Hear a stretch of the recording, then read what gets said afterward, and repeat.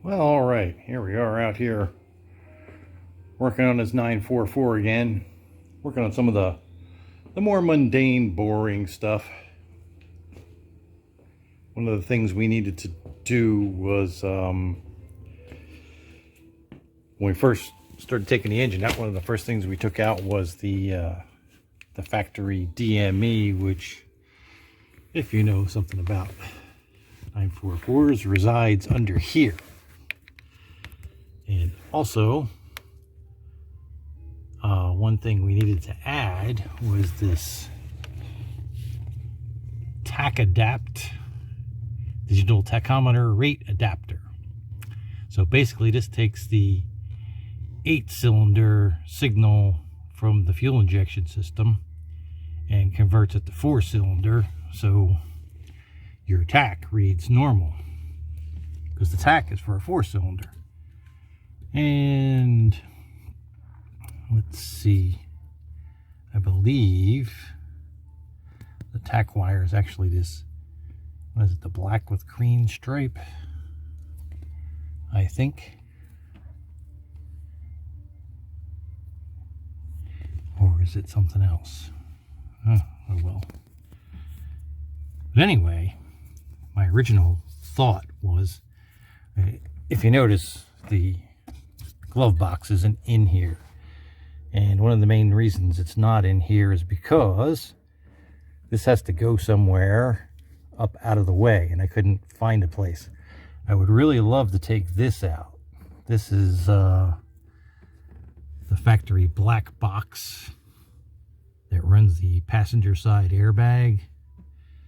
And I have the airbags disconnected because, I don't know about you, but not exactly comfortable with having 30-plus-year-old airbags explode in my face. So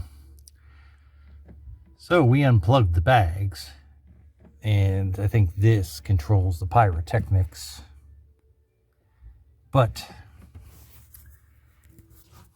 two of the bolts are regular hex head bolts, and two of the bolts are these multi-faceted safety bolts, and I wasn't able to get them out, so we're gonna have to think of something else. And here's the glove box is actually out here. That's the foot plate.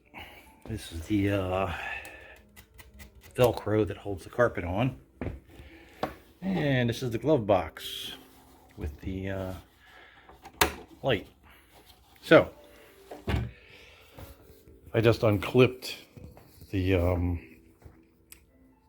Tach Adapt thing from the way I had it zip tied in there, and I'm gonna go spend some time under there and see if I can zip tie it into some place that's out of the way without removing that big orange thing, and then we'll be able to put the glove box back in and put the floorboard back in and move on with our lives.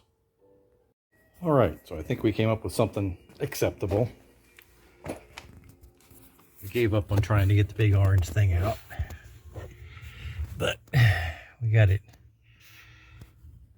pretty well successfully zip tied up in there, and started getting this thing foot plate connected. You gotta get these gadgets in there, which are, they're plastic threaded things that fit over studs that stick out. And the next thing we got to do is get this hunk of wood up in there, and I think we use these 4 screws for it. My guess is it probably goes like this,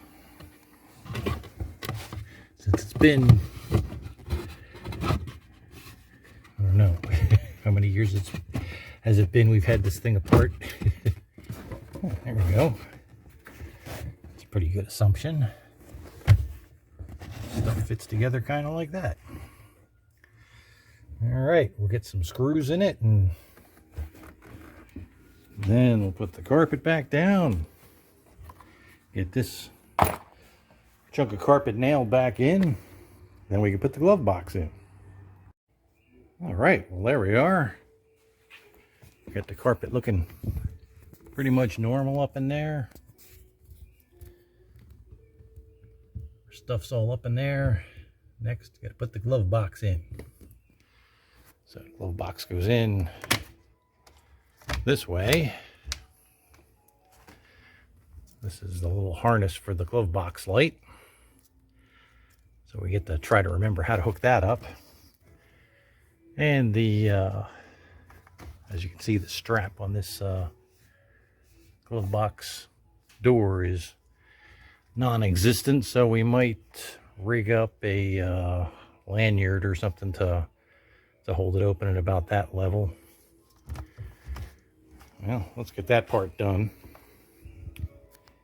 Then it'll be buttoned up on this side. I guess I probably didn't mention before, but I did put the steering column back together.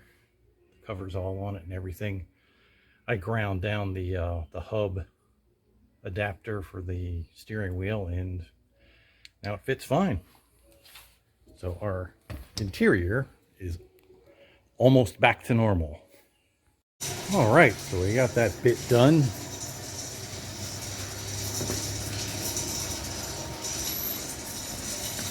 That's what she looks like. Carpet in there, mat. Stuff is still hiding up in there. Glove box is in. I made a little, basically just made it out of a cable and soldered it together. Made a strap. At least it holds it from just flapping down all the way. And I don't know whatever happened to our light bulb for our glove box, but I can't find it. So we'll have to get a new one of those at some point. And that's that. Now someone can actually sit in the passenger seat. Got some extra hardware. I think most of that was used to mount the DME, which is no longer in there. And this is the remote control for the dual stereo in the car. And this is the original owner's manual packet. So, since we messed with all that stuff under the dash, I guess we should start it up and make sure the tach still works.